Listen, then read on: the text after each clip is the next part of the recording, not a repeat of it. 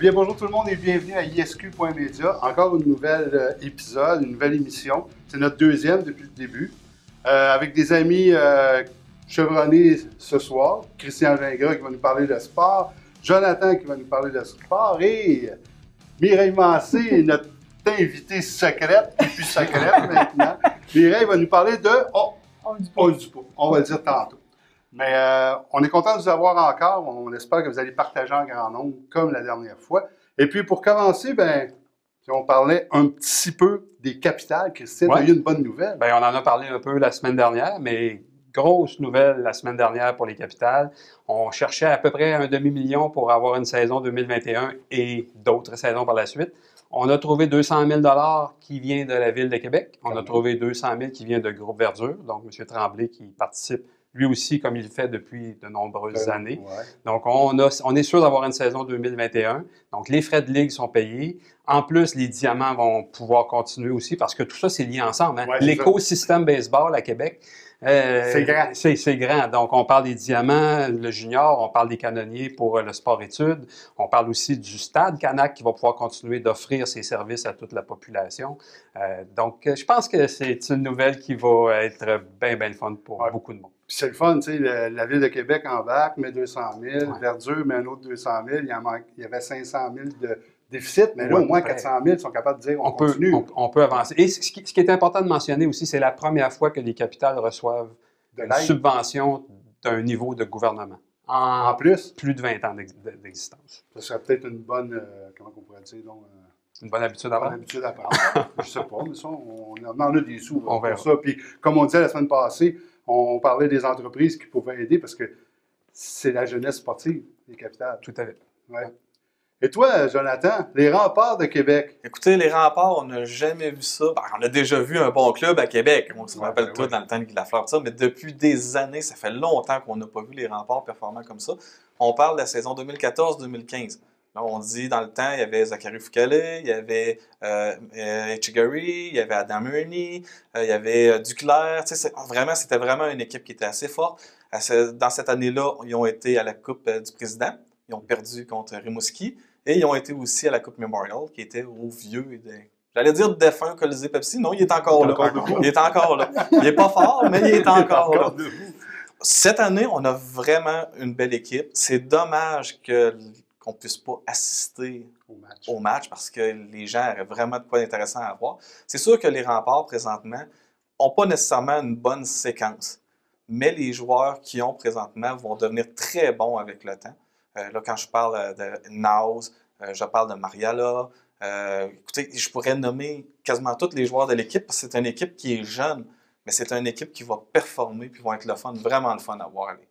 Fait que là, aussitôt que le centre Vidéotron ouvre ses portes, aux partisans, on risque d'avoir des bons matchs de hockey. Oui, moi, l'année prochaine, là, attendez-vous à vraiment mieux encore que cette année. Cool. Christian, toi, tu veux nous parler de Raphaël Lessard? Ben oui, Raphaël Lessard, pilote de la Beauce, un jeune pilote de la Beauce, 19 ans, bientôt 20, qui pilote en NASCAR depuis l'année dernière. Cette année, changé d'équipe, il travaille maintenant avec GMS Racing, donc une très bonne équipe. Et il a la garantie de faire toutes les courses de la saison, les 22 courses de la saison. Donc, son commanditaire principal, assez bien. Il va être content. Là. Tout à fait, c'est Canac. Canac qui le supporte. Au moment où on enregistre, il y a les deux courses à Daytona qui ont eu lieu. Un bon début de saison, si on peut dire comme ça. Il se positionne très bien pour les qualifications, donc 5e, 12e au départ. Il a gagné 2 périodes, 2 stages qu'on appelle maintenant, parce qu'en NASCAR, depuis l'année dernière, on a séparé les courses en 3 périodes. Donc, Raphaël a gagné 2 des 6 périodes des 2 premières courses. Malheureusement, des incidents en fin de course qui l'ont amené à finir trop loin dans le classement. Malgré tout, grâce à ses 2 victoires en stage, 7e au classement général après 2 courses. Quand même, sur une quarantaine de pilotes. Ça se prend très bien. C'est un pilote qui apprend très vite. Et il a besoin d'apprendre vite parce que depuis l'année dernière, à cause de la situation sanitaire actuelle, il n'y a pas de pratique. Donc, les pilotes arrivent sur la piste et doivent apprendre la piste pendant la qualification, pendant la course. Oui, parce que la seule pratique qu'ils ont, c'est le simulateur. Tout à fait. Et Raphaël se débrouille très bien, malgré qu'il pilote une camionnette Chevrolet et non une camionnette Toyota. Il faut dire qu'il est dans la série Camping World, qui est comme la troisième série NASCAR. Tu as la Cup Series, tu as le Xfinity et tu as le Camping World des camionnettes. C'est là-dedans que Raphaël court. Puis je pense qu'il va nous donner une excellente saison. Et là, tu viens de m'apprendre de quoi? Camping World. Ouais. C'est assez weird comme une autre série. C'est d'ailleurs le commanditaire de la voiture 24 de Raphaël pour la troisième course qui a eu lieu au moment où vous allez voir cet enregistrement-là. Très bien. Vous écoutez tous Netflix? Toi, Mireille, t'écoutes ça une fois de temps en temps? Oui, de temps en temps. Puis j'aimerais dire que mes enfants ne jurent que par Netflix. La télé ordinaire, c'est dépassé. C'est ordinaire. Toi aussi, Jonathan? Tous les jours. Christian aussi. Presque quotidiennement. Écoute, moi, j'ai découvert une super belle série qui s'appelle New Amsterdam. Ça se passe dans un hôpital. C'est un hôpital public. C'est ça? Un hôpital public? Un hôpital public. La plus grosse aux États-Unis. Et puis, l'histoire, vite fait, ils ont engagé un nouveau directeur de l'hôpital, puis il est tout en train de chambouler la manière de penser, puis tout ce qu'il a en tête, c'est de soigner les patients. Peu importe le prix. Donc, si vous avez le goût d'écouter une série qui est très humaine, très humanitaire, qui la personne au départ, New Amsterdam, je vous le conseille, c'est quelque chose de vraiment super trippant à écouter. Et ça se passe à notre époque, là, pas... Ça se passe à notre époque, oui, ça se passe à notre époque, exactement où on est là. Okay. C'est pas dans le passé, c'est pas dans le futur, c'est là. Puis c'est vraiment wow. C'est quelque chose qui pourrait peut-être être intéressant, comme moi, qui travaille dans un hôpital, de voir la différence entre la fiction et la réalité. Puis c'est drôle parce que tu dis ça, là, puis il y a un passage là-dedans où tu vas te reconnaître. Okay. Tu vas te reconnaître par rapport au travail que tu fais à l'hôpital. Puis tu vas dire, wow, si j'avais un boss comme ça, je continuerais. Peut-être que tu as un boss comme ça. Je sais pas. Moi, faire attention à ce que je dis. Puis toi, Christian, la série W. Oui, la W Series, on parle de course automobile encore. Ben oui. C'est une série entièrement dédiée aux pilotes féminines, donc les femmes. Excellent. Donc, 20 femmes qui peuvent faire de la course automobile payée par la FIA. Donc, c'est commandité, c'est une série financée. C'est-à-dire qu'on ne retrouve pas les femmes pilotes qui ont les meilleurs commanditaires. On retrouve les meilleures femmes pilotes. Ils ne sont pas obligés de s'acheter un volant. Qui sont passées à travers un processus de qualification. Cool. Les 20 meilleurs ont été choisis. C'est la troisième saison, la première en 2019, la première de toutes, avec 6 courses seulement. L'année dernière, évidemment, il n'y a pas eu de saison, mais ils ont fait une saison virtuelle quand même, avec des simulateurs. Et cette année, 8 courses. Et la grande nouveauté, c'est qu'elles vont accompagner les voitures de F1, c'est-à-dire sur les mêmes circuits, les mêmes week-ends. Okay. Donc, ils vont être dans le grand cercle de la F1. Dans le grand cercle de la F1 pour la première fois. Ils vont faire 8 courses avec le grand cercle de la F1, dont 2 en Amérique du Nord, aux États-Unis et au Mexique. En 2019, c'est Jamie Chadwick, une Britannique, qui avait remporté le titre. Elle revient évidemment en 2021. Elle avait fini dernière de la série virtuelle en 2020. Ah ben. Est-ce que dans la vraie vie, en 2021, elle va revenir à l'avant? On le verra. Elle a été aussi engagée par l'écurie Williams en F1 comme pilote de réserve. Donc, c'est vraiment intéressant comme série parce que ça permet aux femmes de se faire reconnaître par le milieu de la course automobile. Puis, parce qu'en F1, on n'a jamais vu. Ah, il y en a eu. Oui, il y en a eu quelques-uns. Oui, tout à fait. Oui, dans les années 50, 60, il y en a eu pilotes de réserve, mais jamais qui n'ont jamais fait de longue carrière. Souvent, dans certains cas, c'était un stunt publicitaire plus qu'autre chose. Mais dans le cas de Jamie Chadwick, c'est peut-être ça aussi en partie. Mais c'est quelque chose qu'une femme pourrait faire aussi bien qu'un homme. Ah, tout à fait. Il n'y a aucune raison. Aucune raison. Surtout si la personne fait du yoga. Ben oui. Hein, Mireille? Quel lien de feu! Ce qui m'emmène à parler de Mireille Massé. Mireille, comment vas-tu? Hey, ça va bien, Serge? Ben, moi, ça va super bien. Merci pour l'invitation. Ben, c'est le fun. Écoute, je suis content de te voir parmi nous. Je suis content que tu sois avec nous ce soir pour cette émission-là. En plus, tu viens nous parler de ton nouveau livre. Mon nouveau livre, je ne l'ai pas entre les mains. Non, il est nouveau. Il est nouveau. Il n'est pas là. Il est en train de se faire imprimer. OK. J'ai emmené mon livre 1, qui est Yoga pour sportifs. Donc, c'est le livre 1 qui est sorti il y a 2 ans, mais qui est encore en vente et j'en vends quotidiennement, il est encore dans les librairies. Mais mon livre 2 est en impression, il va sortir le 17 mars. Oh. Puis, un scoop, le lancement, il va se passer proche d'ici. Oui, pas mal proche d'ici. Hein? Pas mal proche d'ici. Ben oui, le 17 mars, on fait un lancement virtuel de mon livre 2. ton livre. Ouais. Mais ton premier livre, ça s'est bien vendu, là, ça a super bien été. Oui, mon premier livre est best-seller, ce qui est quand même assez particulier vu que c'est un livre niche, dans le sens où yoga pour les sportifs. Et c'est drôle parce que le livre 1, je parle vraiment d'atteindre vos objectifs en bougeant autrement. Donc, il y a beaucoup l'aspect de mouvement. Donc, je travaille la force, l'équilibre, la souplesse, la récupération. Et j'invite les gens à faire vraiment des mouvements de yoga dans lesquels ça va les aider à performer dans leur sport. Et tantôt, on parlait des capitales. J'ai déjà enseigné au capital. Les sportifs de haut niveau font tous du yoga maintenant. Donc, pour les écouteurs, les auditeurs qui écoutent, là, c'est vraiment important de le savoir, de Laurent Duvernay-Tardy en passant par... Lui, y a-t-il quelque chose qu'il n'a pas fait? Oui, je sais. Mais, tu sais, des sportifs comme Alex Harvey, Félix Auger-Aliassime, qui est une étoile montante de tennis, Ben oui. a même fait une vidéo Instagram il y a quelques semaines de lui en faisant du yoga. Il est vraiment super bon. Donc, les sportifs de haut niveau font tous du yoga. Puis, je te dirais que le premier livre, qui est plus axé sur le mouvement, je l'ai terminé en disant brièvement, la méditation, ça existe. Mais j'ai laissé ça un petit peu comme... Plané. Juste un chapitre qui dit « Hey, ça existe, by the way ». Puis, par la suite, ça m'a tenté d'écrire un livre 2 là-dessus, carrément, parce que j'ai tellement découvert un univers tripant au niveau de la méditation, de la visualisation. Et mon livre 2 s'appelle « Méditation sportive ». Donc, il y a comme une suite logique. Oui. Et le sous-titre, c'est « Atteignez vos objectifs en pensant autrement ».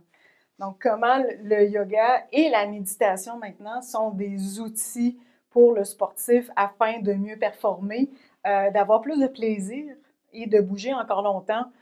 Parce que le but, là, oui, on peut faire les Olympiques, mais aussi pour les gens qui nous écoutent, si vous avez 40, 50, 60 ans, le but, c'est de bouger encore longtemps, dans le plaisir et sans blessure. C'est ce que j'allais... Excuse-moi, Serge, mais c'est ce que j'allais demander. Les sportifs de haut niveau dont tu parlais tantôt, ils vont chercher de l'endurance en faisant de la course à pied, ils vont chercher de la puissance en levant des poids dans un gym. Qu'est-ce qu'ils vont chercher en faisant du yoga? Bien, beaucoup de choses. Tu sais, tantôt, je parlais de force, mais on travaille la force physique parce que ça aussi, c'est travailler les stabilisateurs, travailler des muscles qui ne sont pas habitués de travailler. Si vous prenez quelqu'un qui court, vous dites, moi, là, chaque jour, je cours un 5 km, mais il n'y a pas de force au niveau des bras, au niveau des épaules, manque de stabilité du tronc. Donc, le yoga va venir lui aider à travailler ça. On va travailler l'équilibre. Donc, rester debout sur un pied, pour beaucoup de gens, c'est déjà difficile. Alors, pour performer dans un sport, je sais pas, là, mais moi, je fais du ski de fond, là, ça prend de l'équilibre. Si tu veux patiner, ça prend de l'équilibre. Parce que toujours à m'amener dans ton mouvement, tu vas être sur un pied. Exact. Et je fais du vélo de montagne l'été passé, ça prend de l'équilibre. Il faut que tu sois là, tu sais. Pratiquer l'attention, pratiquer la souplesse, mais surtout la mobilité. C'est pas de dire hey, je suis capable d'atteindre mes orteils sans plier mes genoux. Ça, on s'en fout. Là. C'est pas... Non, mais je suis allée d'entendre Mireille, je peux pas faire tes cours, je suis pas souple. Je m'en fous que t'es pas souple. C'est ça, quelqu'un comme moi qui est souple comme un 2x4. Je m'en fous, c'est ma clientèle cible, c'est toi. J'ai des gens de 65 ans qui font mes cours, qui n'ont jamais fait de yoga, qui ont de la misère à se plier pour aller chercher un orteil, puis après quelques cours voient déjà une énorme différence. C'est ça aussi là, qui est gratifiant. Oui, parce que tu as une petite phrase fétiche. 5 minutes de yoga par jour éloigne le physio pour toujours. C'est vraiment ça. Puis le livre 2, c'est vraiment d'aller sur la préparation mentale, sur rester positif. Là, je travaille la force mentale, hein, le mental toughness, comme disait Bob. L'équilibre de vie. Parce que si tu as des objectifs super intéressants, mais qui ne sont pas en équilibre avec le reste de ta vie, ça ne marchera pas. Fait que, j'amène les gens vers cette réflexion-là, la souplesse de l'esprit. Il y a tellement de sportifs qui ont un plan d'entraînement béton pour faire leur triathlon ou whatever. Puis là, c'est comme, hey, j'ai manqué un entraînement, puis qui font de l'anxiété avec ça. Non, attends un peu, calme-toi. Essaye d'avoir la souplesse de l'esprit de dire, hey, mon enfant avait besoin de moi aujourd'hui, c'était peut-être plus la priorité que de faire ma sortie de vélo. Puis la récupération, c'est souvent l'aspect la moins... beaucoup de sportifs passent à côté. Puis quand on est jeune, ça peut être intéressant d'avoir des outils de récupération rapide parce que quand on pense à nos jeunes qui font des tournois à la ronde une fin de semaine de temps, il faut qu'ils récupèrent rapidement. Et pour quelqu'un de plus vieux, ben, c'est de dire, hey, je fais un entraînement dur aujourd'hui, puis demain, j'ai encore un entraînement, mais il faut que tu apprennes à ton corps à récupérer. Et des exercices de méditation, de respiration vont t'amener à diminuer le stress et à gérer aussi les différentes hormones. Parce que quand tu t'entraînes, ça l'amène ton système vers un système de stress qu'on appelle sympathique. Et c'est reconnu maintenant, la méditation, les techniques de respiration amènent les gens dans un système plus parasympathique, plus de détente, ça permet d'améliorer le sommeil, ça permet plein de facettes. Donc, pour beaucoup, ça va travailler sur une certaine facette, tandis que pour d'autres, ça va être d'autres facettes. Puis là, attention, je ne dis pas que ça va solutionner toute votre vie. Non, mais 5 minutes peut-être, mais tu sais, 5 minutes, j'aime mieux que tu fasses 5 minutes par jour que tu fasses 1 heure de yoga de temps en temps. Ouais, c'est ça. Puis, l'assiduité, c'est la même chose dans le sport. La discipline, l'assiduité, c'est le même que tu as les meilleurs effets à long terme. Là. Donc, c'est pour ça mon 5 minutes. OK. Fait qu'on va tout trouver ça dans le premier puis dans le deuxième. Oui. Ça vaut quasiment la peine de s'abonner. Si on regarde ça. Les deux vont être disponibles, mais le deuxième va être disponible le 17 mars. Mais vous pouvez lire un sans l'autre. Partout au Québec. Partout au Québec. Oui, dans toutes les librairies. Quand on lance, on lance. Ben, j'ai un éditeur qui est partout. Qui est partout. J'étais avec Gallimard Édito, Flammarion, maintenant, qui sont regroupés. Okay. Et j'ai commencé déjà, justement, avec toi, puis avec d'autres, une présence média. Fait que les gens vont sûrement me trouver. Puis je suis sur tous les médias sociaux, tu le sais. On te voit passer. Mireille Massé sur Facebook, sur Instagram, sur LinkedIn, mon site web, mireillemassé.com. Et j'ai un site, un centre de yoga virtuel pour sportifs. Bon. Donc, si tu veux faire du yoga chez vous avec moi, c'est disponible. Ben, merci beaucoup, Mireille, de nous avoir parlé de ce beau projet-là, ce beau bébé que tu as accouché. Puis, oui, 1 an et demi de travail. Il a été dur. Ben, merci beaucoup. Puis, merci de l'invitation, Serge. On ne lâche pas, puis on se voit le 17, n'oubliez pas, 17 mars, lancement virtuel. Oui, exact. Cool. Alors, Jonathan, toi, tu voulais nous parler de Patrick Roy. Oui, bien, en fait, moi, ce que je vais faire là, présentement, habituellement, c'est moi qui est supposé te parler, mais je vais vous relancer la balle. Je vais faire un tour de table. Oui, je vais faire un tour de balle. Ça va être compliqué, mais en tout cas. Ce que je vais faire, dans le fond, je vais vous demander. Vous savez que, présentement, Claude Julien s'est fait montrer la porte. Oui. Poliment, on va dire ça poliment. C'est Dominique Ducharme, présentement, qui assure l'intérim. Puis à chaque fois qu'il y a un coach des Canadiens qui se fait montrer la porte, le nom de Patrick Roy revient tout le temps. C'est immanquable. Des fois, je me demande si même lui, il n'est pas tanné. Moi, je pensais que tu n'as pas dit si c'est pas lui qui commence. Ouais, c'est ça. Il pousse les autres. Dans le fond, quand je vous dis que je vais vous retourner la balle, c'est que oui, Patrick Roy pourrait devenir entraîneur du Canadien, mais moi, je le vois beaucoup plus comme DG. Ouais. Comme DG. Moi, je voulais savoir, vous autres, qu'est-ce que vous en pensez? Est-ce que vous pensez que Patrick Roy accepterait le rôle de coach ou de DG ou s'il préférerait ne pas y aller? Moi, Jonathan, moi, personnellement, je vois plus Patrick Roy comme DG. Je ne sais pas, il y a la prestance, je le verrais là, plus que comme coach. Pas parce que c'est pas un bon coach, pas ça du tout, mais... Surtout qu'il l'a déjà fait, en plus, avec le Colorado. Oui, son temps sur le bain est fait. Oui, c'est ça. Ouais, c'est toujours ça qu'il a voulu faire, je pense, depuis qu'il a quitté l'Avalanche. Et je pense qu'avec l'expérience qu'il a acquise au Rempart puis avec l'Avalanche, c'est là qu'il est rendu. C'est ça. Pour moi, de mon côté, c'est la même chose. Je crois que Patrick Roy, s'il y a l'offre des Canadiens de Montréal, va accepter l'offre de DG. Si Bergevin se fait aussi montrer la porte, on s'entend. Parce que c'est pas Bergevin qui va l'engager pour prendre sa place. La seule chose, je pense, qui pourrait peut-être faire que Patrick Roy n'accepte pas, je crois, c'est qu'il aime avoir le contrôle. Patrick Roy aime contrôler tout. Il ne va pas accepter le travail pour l'argent. On s'entend, Patrick Roy n'a pas besoin d'argent. Il va vraiment l'accepter pour le prestige que ça va y apporter, le défi que ça va y apporter. Puis il aime ça diriger, Patrick Roy. Il aime ça quand ça marche à sa façon. Comme il a fait avec les Remparts. Exactement. Il a accepté la job, mais pas pour le... Par contre, les Remparts, la différence, c'est qu'il fait les deux emplois. Il fait le poste d'entraîneur et de DG. Dans la Ligue nationale, c'est impossible. Je veux dire, c'est qu'il a accepté ce poste-là dans le sens que c'était quelque chose ça lui tentait de le faire. C'est sa passion, oui. Il n'est pas obligé de voyager en autobus avec les gars. Non, je pense pas, en tout cas. Je pense pas. Fait qu'on est unanime. Oui, Ben Mireille, tu en penses quoi? Ben, moi aussi, je pense que il y a le charisme maintenant pour être directeur général. Oui, c'est ça. Je pense que les partisans des Canadiens de Montréal aimeraient vraiment ça aussi, que ce soit Patrick Roy qui soit. Il y en a toujours qui ne voudraient pas, là, mais en général, je crois que ça serait un gagnant-gagnant. Il est aimé en plus. Oui. Toi, Christian, tu as écouté Formule électrique? Ben oui, comme toi, je pense. Ben oui, j'ai écouté les deux courses en Arabie Saoudite. Oui, bien sûr. Des courses de nuit, première fois que la Formule électrique courait de nuit à sa 7e saison, il faut le dire. Une série qui fonctionne. Hein? On est rendu avec 24 voitures, 12 écuries. 7e saison, beaucoup de courses à chaque année. Les voitures sont maintenant assez puissantes, 280 km/h maximum. Quand même, hein? Peuvent courir pendant 45 minutes avec la même batterie sans avoir à changer, comme c'était le cas les premières saisons. Ils devaient arrêter en plein milieu de la course pour changer de voiture parce que la batterie n'avait plus d'énergie. Mais plus maintenant, ils peuvent le faire. Oui, c'est spécial. Il ne faut pas juste changer de pneu. Il fallait vouloir faire des courses de voitures électriques. C'était spécial. C'est vraiment une série intéressante. C'est autre chose. Oui, ça ressemble à un jeu vidéo. Oui, tu as raison. Et ils vont chercher la nouvelle génération. Et on a le Attack Mode. Oui, l'Attack Mode. Où tu peux choisir. Et tu sais 1 heure avant la course, chaque écurie sait 1 heure avant la course combien de fois ils vont pouvoir utiliser l'Attack Mode, qu'est-ce que ça va leur donner comme avantage.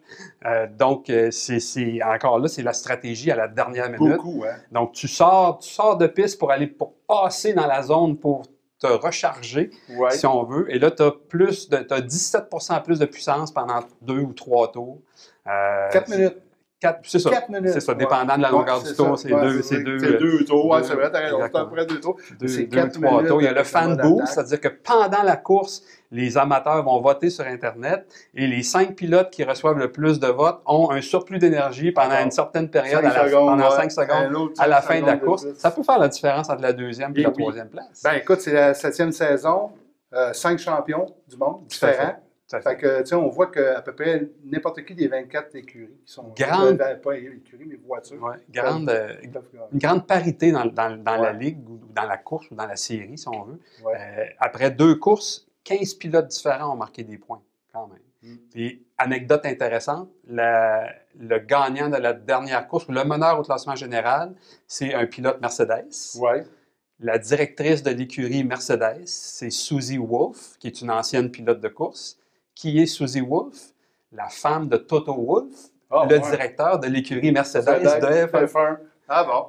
Tu vois, tu nous apprends quelque chose. Anecdote intéressante. Mais moi, j'ai vraiment aimé ça, de regarder cette série-là. Puis, tu sais, comment je peux dire, on ne peut pas passer à côté. Les voitures électriques, c'est l'avenir. La F1 a emmené beaucoup à la voiture de rue. Oui. Mais la FE va emmener beaucoup aussi. La F1 est maintenant hybride. La FE est complètement électrique. Je pense que quand on va regarder en arrière dans 20 ans, c'est la Formule 1 qui va avoir pris la place. Pour un néophyte comme moi, tu dis que la Formule 1 est rendue hybride? Oui. Ça veut dire que je pourrais concourir avec mon petit Kia Niro, moi, là. Moi, j'ai une Prius. Moi, j'ai une Prius. Je te le conseille pas. Hybride. J'aimerais pas si t'aurais la puissance d'être le face car. Oui, mais ça a quand même du torque, hein. Moi, oui, vraiment, Prius, là, le 0-100. Voiture électrique, Formule 1, formule électrique. Comment il disait? Donc, 2,8 secondes la Formule... Non, 2,6 secondes la Formule 1 de 0 à 100. 2,8 secondes la formule électrique de 0 à 100. Il n'y a pas de grosse différence. Non. Et les amateurs de bruit de moteur, est-ce qu'ils sont servis aussi? C'est pas la même chose. Non, c'est bruyant pareil. C'est bruyant quand même. Oui? Il y a un certain bruit, un certain silement. On entend les pneus sur l'asphalte ou le béton. C'est ça. C'est un bruit différent. Ça serait intéressant. J'ai déjà été au Grand Prix de Monaco. Ça se dit bien, hein? Oui, ça se place très bien dans à côté de la piste. C'est très bruyant. Oui. C'est très bruyant. Mireille est allée à Monaco, Christian est allé aux 24 heures du Mans. Ça vous tenterait-il d'aller faire le tour de la Lune? Moi, oui, j'adorerais. C'est revenir que je suis pas sûr. Il y a un milliardaire japonais. Okay. Monsieur, là, il faut que je le lise parce que moi et le japonais, on s'entend dessus. Yusaku Maezawa. J'espère que je ne l'ai pas trop massacré, mais en tout cas, ce monsieur-là a décidé d'acheter sur la prochaine fusée de SpaceX 8 places. 8? Excuse, pas vrai. Il a acheté 9 places, mais il fait tirer 8 places pour l'accompagner. Ben voyons. Oui, pour l'accompagner. D'une chose l'une. L'une. Soit qu'il y avait de l'argent ou il n'y a pas d'amis. Il n'y a pas d'amis. Mais si ça vous intéresse, tout le monde est invité à participer à ce concours-là. Tu parles japonais? Non, non, il parle anglais. Anglais? Oui. Je pense qu'il faut que tu sois prête à aller faire un tour. Aller faire un tour sur la Lune, par exemple. Comme je disais, c'est l'atterrissage, moi, que j'ai peur. L'atterrissage, oui, c'est ça. Mais il a quand même, cet homme-là, décidé de donner la chance à plein de monde. Ça doit tellement être beau. Là. Ben oui, ça doit être magnifique. Formidable. Alors, si ça vous intéresse, allez voir ça. Concours Tour de Lune, je pense, sur mais moi, je pense qu'il devrait inviter tous les sceptiques là, que la Terre est ronde. Oui. Ça, c'est sûr. Mais là, il n'y aurait pas assez de place. C'est la nouvelle mode. Oui, il n'y aurait pas assez de place. Pas assez de place. Jonathan, tu avais un hommage à faire aujourd'hui avant la fin de l'émission. Oui, exactement. On voulait rendre hommage aujourd'hui à M. Tanguay qui est décédé dernièrement. M. Tanguay, on croit qu'il méritait vraiment un hommage, pas juste de nous, de la population du Québec en général, parce qu'il a été très important au Québec. M. Tanguay, ce n'est pas qu'un commerçant de meubles, il était très impliqué au niveau du sport. M. Tanguay aussi était très impliqué au niveau des fondations. C'est un homme qui était très humain. Maurice Tanguay a fondé l'Océanique de Rimouski en 1995. Il a acquis les lynx de Saint-Jean dans le Bas-Saint-Laurent, dans la région du Bas-Saint-Laurent. Il a remporté une Coupe Memorial en 2000 et ensuite il a remporté 3 Coupes du Président en 2000, en 2005 et en 2015. Il était très impliqué avec le Rouge et Or football à l'Université Laval et aussi là, dans tous les sports là, de la région de Québec. Vraiment, là. Il est membre du Panthéon des sports de Québec, du temple de la renommée aussi de la JMQ. Maurice Tanguay était membre de l'Académie des Grands Québécois. Il était aussi membre de l'Ordre du Canada. Et puis, il a été fait officier national du Québec. C'est pas rien non plus. C'est quelque chose que je ne crois pas, moi, un jour atteindre. J'aimerais ça serait le fun, mais je ne penserais pas. Et puis, moi, je crois que son œuvre la plus importante qu'il a fait dans toute sa vie, c'est de mettre sur pied la Fondation Maurice Tanguay. Vraiment, là. Oui, la Fondation vise à aider les enfants handicapés de l'Est du Québec. Donc, je crois que M. Tanguay mérite tous les honneurs que tout le monde peut lui remettre. Ouais. Merci pour cette belle hommage, Jonathan. C'est déjà la fin de notre émission. Moi, j'aurais quelque chose à vous... Comment on dit ça, une primeur? Une primeur. Je vous annonce que Mireille va être avec nous dans d'autres émissions. Elle va venir nous donner des conseils de yoga. Ça te tente-tu? Ben oui, si tu m'invites. Je t'invite certain à faire des petites chroniques de yoga. J'ai beaucoup de sujets. Je suis pas inquiète. Puis si tu me parles, là, je peux pas. Si je te pars, je t'arrête plus, c'est ça. Alors, c'est ça, suivez-nous. Mireille va être avec nous, va nous donner des conseils de yoga. On va avoir d'autres chroniqueurs aussi qui vont s'ajouter au fil du temps. Beaucoup de surprises. Oui, des surprises. Puis on voulait aussi remercier Rémi. Rémi, merci en arrière des caméras. Seul technicien comme une machine. Squidly Diddly. Le Squidly Diddly de ISQ. Un DJ incroyable. Un DJ incroyable. Alors, merci tout le monde. Puis on vous dit à la semaine prochaine. Ciao.